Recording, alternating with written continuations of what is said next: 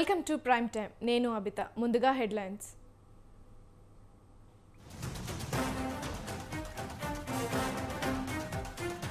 ఎన్నికల ప్రచారంలో స్పీడ్ పెంచిన బీఆర్ఎస్ నేతలు. నేడు 4 చోట్ల ప్రజా ఆశీర్వాద సభలు.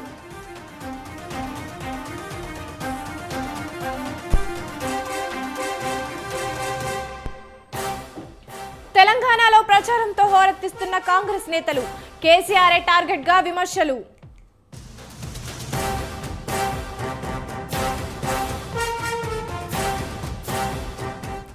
తెలంగాణలో అధికారమే లక్ష్యంగా బీజేపీ వ్యూహాలు.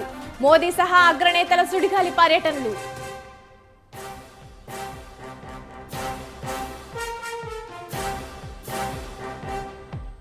ఈ నెల 28న సుప్రీంకోర్టులో చంద్రబాబు బెయిల్ రద్దు కేసు.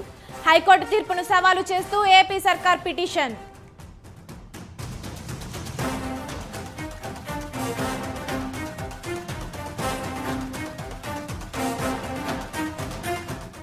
నేడు తిరుమలకు ప్రధాని. రేపు శ్రీవారిని దర్శించుకోనున్న మోదీ.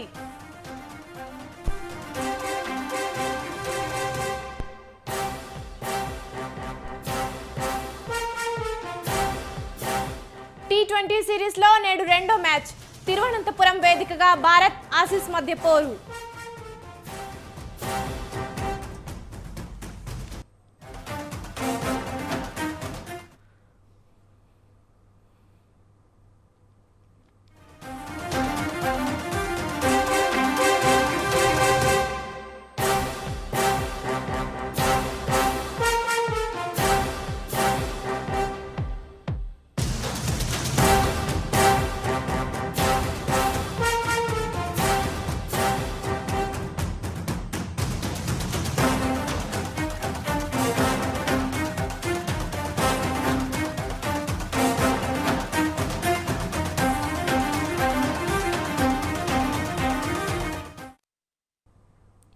రాష్ట్రాల ఎన్నికల ప్రచారాల్లో బిజీగా ఉన్న ప్రధాని నరేంద్ర మోదీ ఇవాళ తిరుపతి పర్యటనకు వెళ్తున్నారు.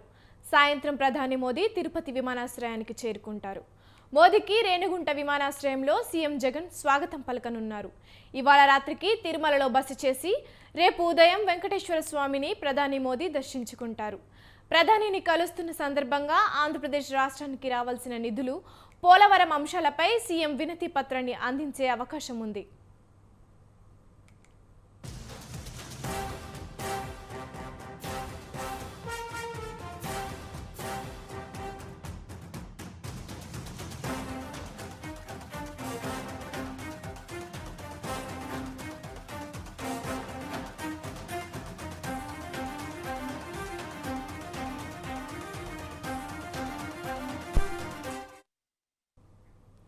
ప్రధాని పర్యటన నేపథ్యంలో సీఎం జగన్ ఈరోజు సాయంత్రం 5 గంటలకు తాడపల్లిలోని తన నివాసం నుంచి బయలుదేరి రేణిగుంట ఎయిర్పోర్ట్కు చేరుకుంటారు.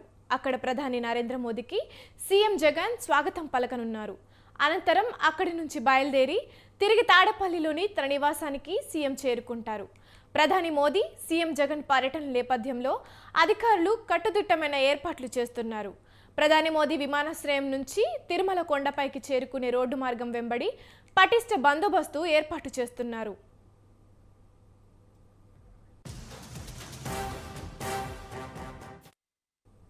ఇక ఇదే అంశంపై మరింత సమాచారాన్ని మా ప్రతినిధి రమేష్ ఫోన్ లైన్ ద్వారా అందిస్తారు. చెప్పండి రమేష్.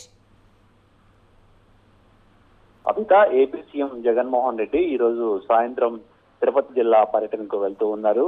ప్రధానమంత్రి నరేంద్ర మోడీ 2 రోజుల రాష్ట్ర పర్యటనలో భాగంగా ఈ రోజు సాయంత్రం రేణిగుంట విమానాశ్రయానికి చేరుకుంటారు. ప్రధాని నరేంద్ర మోడీకి స్వాగతం పలికేందుకు సీఎం జగన్మోహన్ రెడ్డి ఈ రోజు తిరుపతి జిల్లాకు వెళ్తూ ఉన్నారు. సాయంత్రం 5 గంటలకు తాడేపల్లిలోని నివాసం నుంచి సీఎం జగన్మోహన్ రెడ్డి రేణిగుంట ఎయిర్పోర్ట్ కు బయలుదేరతారు. అక్కడ ప్రధాని నరేంద్ర మోడీకి సాదర స్వాగతం పలుకుతారు. ఆ తర్వాత సీఎం జగన్మోహన్ రెడ్డి తిరిగి తాడేపల్లి నివాసానికి చేరుకుంటారు. ఇక ప్రధాని నరేంద్ర మోడీ రాష్ట్ర పర్యటన నేపథ్యంలో సీఎం జగన్మోహన్ రెడ్డి ప్రధానితో కూడా సమావేశం అవుతారు. ఈ సమావేశంలో ప్రధానంగా రాష్ట్రానికి సంబంధించి కీలక అంశాలపై ప్రధానితో చర్చించే అవకాశం ఉన్నట్లు తెలుస్తూ ఉంది. ఇప్పటికే విభజన సందర్భంగా ఏవైతే రాష్ట్రానికి హామీలు ఇచ్చారో హామీలు అమలు చేయాలంటూ పదే పదే సీఎం జగన్ కేంద్రాన్ని కోరుతూ ఉన్నటువంటి పరిస్థితి కూడా ఉంది. ఈ నేపథ్యంలో ప్రధాని రాష్ట్ర పర్యటనకు వస్తున్నటువంటి తరుణంలో రాష్ట్రానికి సంబంధించి ఏపీకి ప్రత్యేక హోదా అంశం కావచ్చు, పోలవరానికి నిధులు కావచ్చు, అదేవిధంగా విభజన సందర్భంగా ఇంకా అనేక హామీలు ఇవ్వడం జరిగింది. కడప స్టీల్ ప్లాంట్ తో పాటు విశాఖకు రైల్వే జోన్ వంటి అనేక కీలక అంశాలు కూడా ఇంకా పెండింగ్ లో ఉన్నాయి. దీంతో పాటు తెలంగాణ నుంచి కూడా నిధులు రావాల్సి ఉంది. ఆ నిధులకు సంబంధించి కూడా త్వరగా వచ్చేందుకు ప్రయత్నం చేయాలని ప్రధాని నరేంద్ర మోడీని కోరే అవకాశం ఉన్నట్లయితే తెలుస్తూ ఉంది. ప్రధాని పర్యటన నేపథ్యంలో సీఎం ఈ అంశాలు ప్రధాని దృష్టికి తీసుకొస్తారని ఇటు వైసీపీ వర్గాలు కూడా చెప్తూ ఉన్నాయి. రమేష్, అక్కడ ఏర్పాట్లు ఎలా ఉన్నాయి? ప్రధాని పర్యటన నేపథ్యంలో ఇప్పటికే పోలీసు యంత్రాంగం కట్టుదిట్టమైన భద్రతా ఏర్పాట్లు చేయడం జరిగింది. ప్రధాని ఈ రోజు సాయంత్రం తిరుపతికి చేరుకుంటారు, రేణిగుంట విమానాశ్రయానికి చేరుకుంటారు. అక్కడ సీఎం జగన్మోహన్ రెడ్డితో పాటు ఇతర ఉన్నతాధికారులు కూడా ప్రధాని నరేంద్ర మోడీని రిసీవ్ చేసుకోవడం జరుగుతుంది. ప్రధాని పర్యటన నేపథ్యంలో ఇటు పోలీసు యంత్రాంగం కట్టుదిట్టమైన భద్రతా ఏర్పాట్లు చేయడం జరిగింది. Right, thank you Ramesh.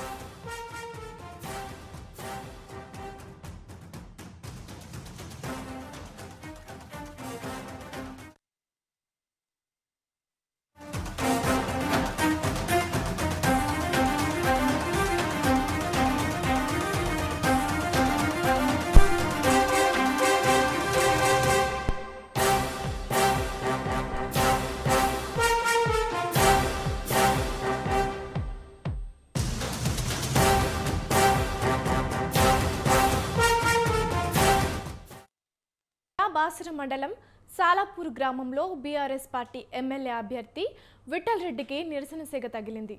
BRS అభ్యర్థి ఎన్నికల ప్రచారాన్ని కొంతమంది యువకులు అడ్డుకున్నారు. తమ గ్రామంలో సమస్యలను గురించి పట్టించుకోలేదని ఆగ్రహం వ్యక్తం చేశారు. 9 సంవత్సరాలుగా తమ గ్రామానికి ఏం చేశారని నిలదీశారు. విఠల్ రెడ్డిని నిలదీస్తున్న సమయంలో బీఆర్ఎస్ కార్యకర్తల మధ్యలోకి రావడంతో తోపులాట చోటు చేసుకుంది. ఈ క్రమంలో పలువురికి గాయాలయ్యాయి. తోపులాటలో గాయపడిన బీఆర్ఎస్ కార్యకర్తలను నిజామాబాద్ ఆసుపత్రికి తరలించారు.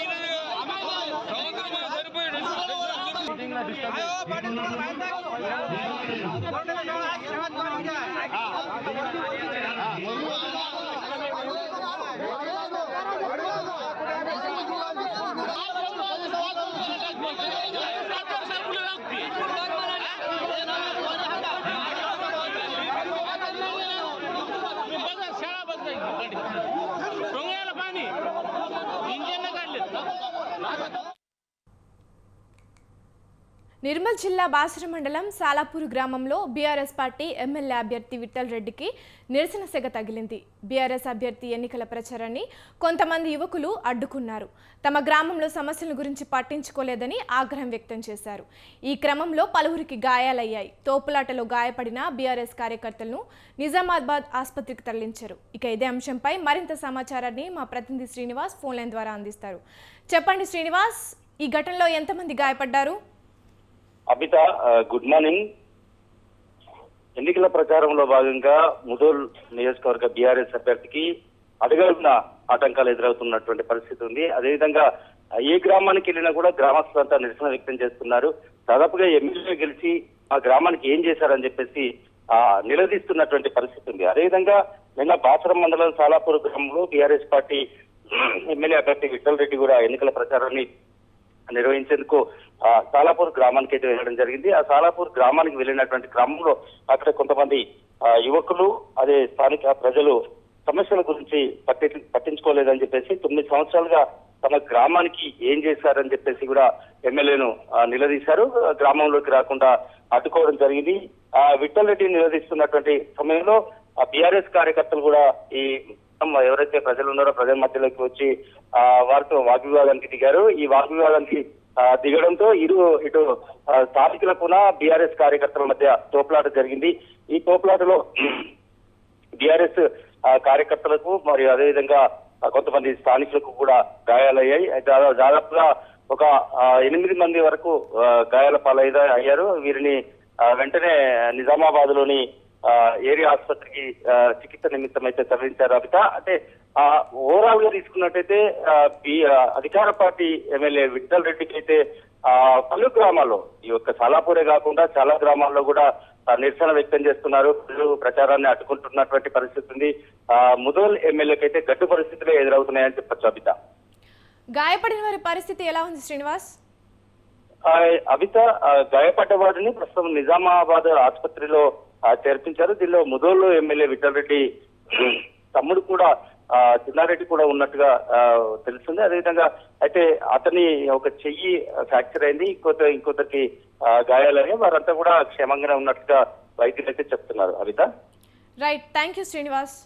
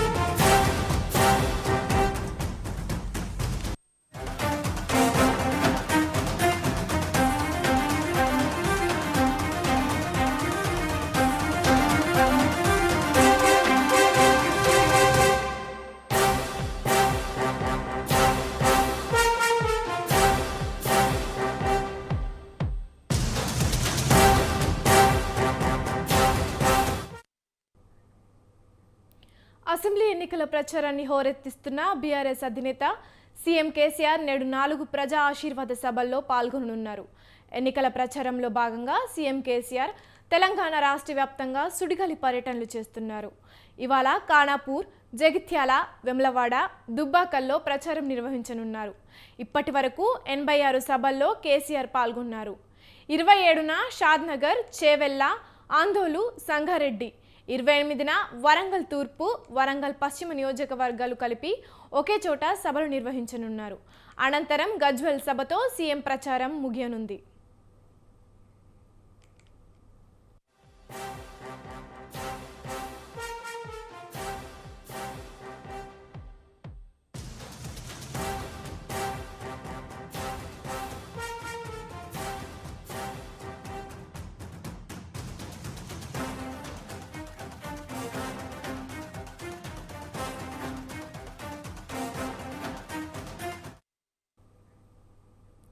ఇవాళ తొలుత నిర్మల్ జిల్లా ఖానాపూర్ నియోజకవర్గంలో బీఆర్ఎస్ అధినేత సీఎం కేసీఆర్ పర్యటించనున్నారు.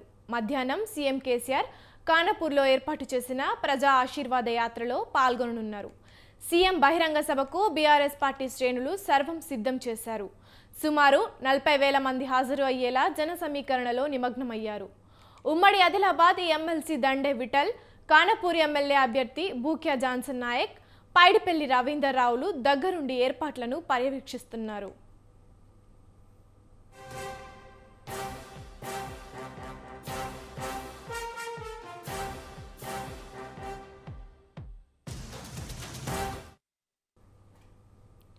నేడు జగిత్యాల, వెమ్లవాడ బీఆర్ఎస్ అభ్యర్థులు డాక్టర్ మాక్నూరి సంజయ్ కుమార్, చల్మెడ లక్ష్మీ నరసింహారావుకు మద్దతుగా కేసీఆర్ ప్రచారం చేస్తారు. ఆయా చోట్ల బీఆర్ఎస్ నాయకులు అన్ని ఏర్పాట్లు చేశారు.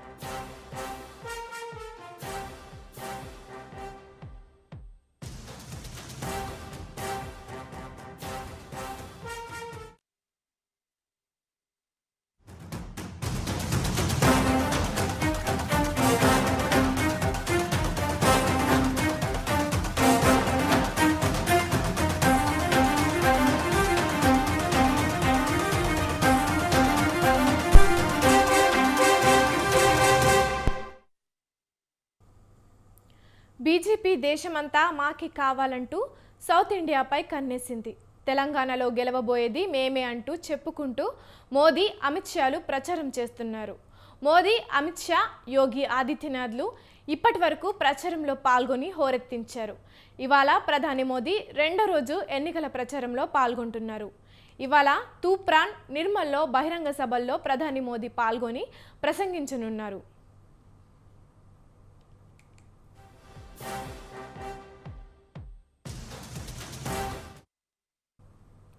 మధ్యాహ్నం 12 గంటలకు తూప్రాన్లో జరిగే బహిరంగ సభలో ప్రధాని పాల్గొని ప్రసంగిస్తారు.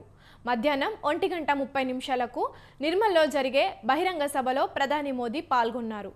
మరోవైపు కేంద్ర హోంశాఖ మంత్రి అమిత్ షా మక్తల్, ములుగు, భువనగిరి నియోజకవర్గాల్లో జరిగే బహిరంగ సభలో పాల్గొని ప్రసంగిస్తారు. ఇక కూకట్పల్లి నియోజకవర్గంలో జనసేన అధినేత పవన్ కళ్యాణ్తో కలిసి హోంమంత్రి అమిత్ షా రోడ్ షోలో పాల్గొంటారు.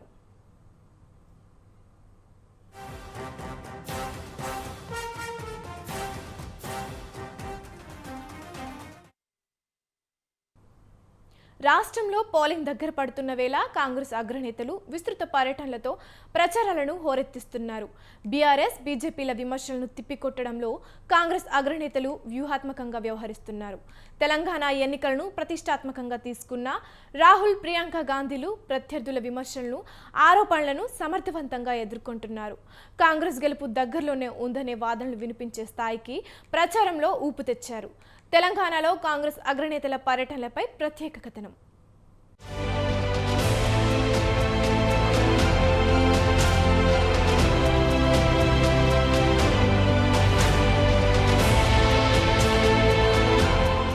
తెలంగాణలో అధికారమే లక్ష్యంగా కాంగ్రెస్ అధిష్టానం సీనియర్ నేతలతో సుడిగాలి పర్యటనలు చేయిస్తోంది. స్థానిక నాయకులను కలుపుకుని పార్టీ అగ్రనేతలు ప్రచార పర్వంలో జోష్ను పెంచారు. ఇటీవల రాష్ట్రానికి వరుస కడుతున్న కాంగ్రెస్ అగ్రనేతలు ఈ నెల 28 వరకు ఇక్కడే మకాం వేశారు. ఇప్పటికే ఏఐసీసీ అధ్యక్షుడు మల్లికార్జున ఖర్గే, ప్రియాంక గాంధీ, డీకే శివకుమార్, ఏఐసీసీ ప్రధాన కార్యదర్శి కేసీ వేణుగోపాల్లు ప్రచారాన్ని తమదైన శైలిలో ముందుకు నడిపిస్తున్నారు. ఈరోజు రాహుల్ గాంధీతో పాటు మరికొందరు ఏఐసీసీ నాయకులు రాష్ట్రంలో పర్యటనలు చేస్తూ ప్రజలకు ఎన్నికల పూనకాన్ని తెప్పిస్తున్నారు.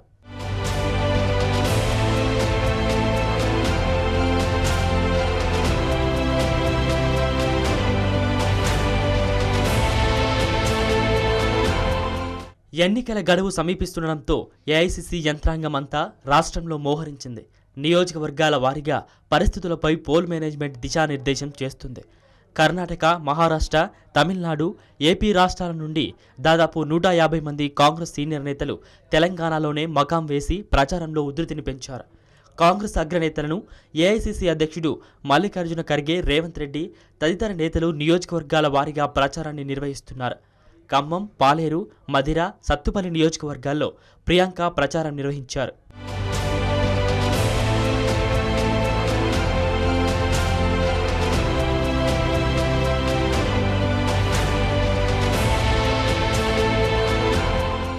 జై తెలంగాణ అంటూ ప్రియాంక తెలుగులో నినదించారు. ఆమె బహిరంగ సభకు పెద్ద ఎత్తున ప్రజలు హాజరయ్యారు. అశేష జనవాహిని హర్షధ్వానాల నడుమ ప్రియాంక గాంధీ ప్రసంగం కొనసాగింది. ప్రియాంక గాంధీ ప్రసంగాన్ని బట్టి విక్రమార్క అనువాదం చేశారు. और अब आप मुझे बताओ कि केसीआर जी के परिवार का एक एक सदस्य मंत्री है, उसका बड़ा बड़ा रोजगार है, बड़े बड़े बिजनेस है कि नहीं? आपके प्रदेश में जितने भी बड़े बड़े प्रोजेक्ट हैं उनमें घोटाला, भ्रष्टाचार हुआ है. हजारों करोड़ रुपए आपसे लूटे गए हैं. आपको छोटे से छोटा काम चाहिए, आप कहीं जाते हैं आपसे घूस मांगी जाती है, कमीशन मांगा जाता है. और बीआरएस के नेताओं के बड़े बड़े महल हैं, बड़े बड़े फार्म हाउस हैं जिनमें से वो निकलते ही नहीं है, आपके बीच चलते ही नहीं है. यहाँ हमारे नेता पूरे प्रदेश भर में यात्रा करके निकले, आपके बीच आए, बताइए उनके कोई नेता ने ऐसे किया है? వేములవాడలో రాహుల్ గాంధీ, కల్వకుర్తిలో రేవంత్ రెడ్డి ఇలా రాష్ట్ర వ్యాప్తంగా సుడిగాలి పర్యటనలు చేశారు. బోధన్లో రాహుల్ గాంధీ తెలంగాణ ప్రజలు కోరుకుంది ఇలాంటి తెలంగాణ కాదని ప్రసంగించారు. అంతేకాదు రాష్ట్రంలో దురల పాలన పోవాలని నినదించారు. దీంతో ప్రజల్లో ఉద్వేగభరిత స్పందన లభించింది. सबसे पैसे बनाने वाली मिनिस्ट्रीज केसीआर के परिवार के हाथ में है। सबसे ज्यादा पैसा जमीन, शराब और रेत में बनाया जाता है। तीनों की तीनों मंत्रालय केसीआर के परिवार के हाथ में है। केसीआर जी, अगर आप भ्रष्ट नहीं होते तो ये तीनों के तीनों मंत्रालय आपके परिवार के हाथों में नहीं होते। दलित बंधु स्कीम में आपके एमएलए 3 लाख रुपए का कट लेते हैं। హైదరాబాద్ వచ్చిన ఏఐసీసీ అధ్యక్షుడు మల్లికార్జున ఖర్గే ఎల్బీ నగర్లో మధు యాష్కికి మద్దతుగా ప్రచారం నిర్వహించారు.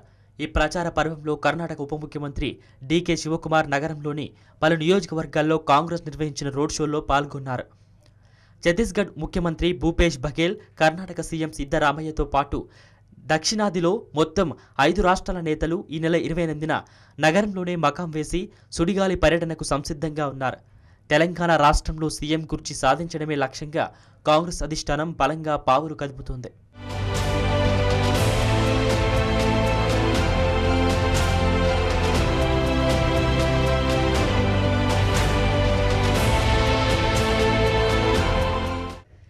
ఇదిలా ఉంటే కాంగ్రెస్ అగ్రనేత రాహుల్ గాంధీ పర్యటనను నిరసిస్తూ నిజామాబాద్, బోదాన్లలో గోడలపై పోస్టర్లు వెలిశాయి.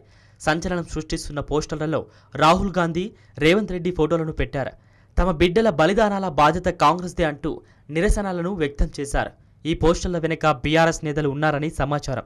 మొత్తం మీద కాంగ్రెస్ సుడిగాలి పర్యటనకు బీఆర్ఎస్ బీటలు వారే పరిస్థితి కనిపిస్తుందని రాజకీయ విశ్లేషకులు భావిస్తున్నారు.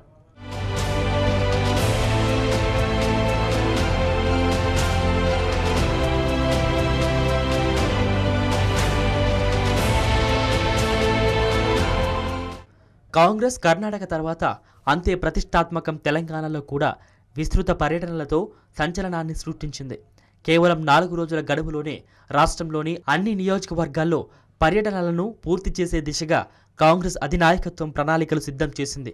కాంగ్రెస్ విజయమో వీర స్వర్గమో అనే తరహాలో ప్రచార పర్వాన్ని ప్రతిష్టాత్మకంగా తీసుకుంది. మారుతున్న రాజకీయ సమీకరణలు రాష్ట్రంలో సరికొత్త రాజకీయ ఒరవడికి తెరలేపింది. ఈ నేపథ్యంలో కాంగ్రెస్ నేతల కృషి ఎంత మేరకు ఫలిస్తుందో పోలింగ్ వరకు, ఆపై డిసెంబర్ 3 వరకు వేచి చూడాల్సిందే.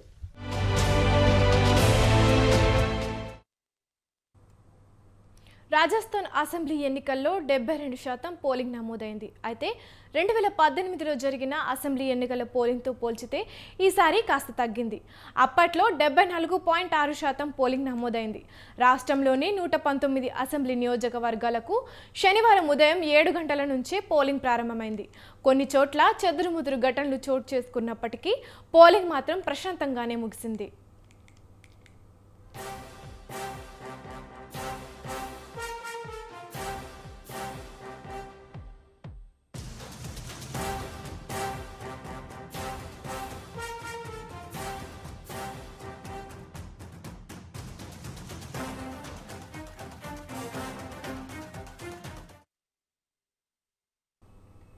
మహిళలకు బంగారం ధరలు షాక్ ఇచ్చాయి. హైదరాబాద్ మార్కెట్లో ఇవాళ 10 గ్రాముల 24 క్యారెట్ల బంగారం ధర 320 రూపాయలు పెరిగింది. దాంతో పసిడి ధర 62,290కి చేరింది. 10 గ్రాముల 22 క్యారెట్ల బంగారం ధర 300కు పెరిగి 52,500 రూపాయలుగా పలుకుతోంది. ఇక వెండి ధరలు కూడా భారీగానే పెరుగుదల నమోదు అయ్యాయి. దీంతో కేజీ వెండి 1000 రూపాయలు పెరిగి 80,200గా నమోదైంది.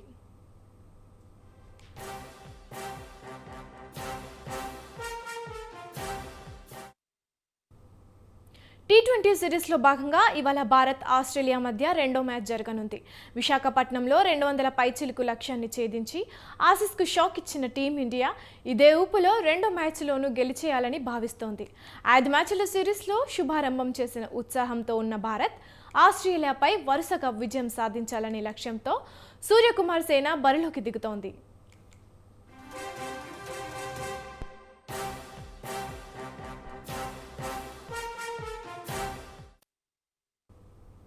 ఇది వాల్టీ మార్నింగ్ ప్రైమ్ టైం. చూస్తూనే ఉండండి స్వతంత్ర న్యూస్.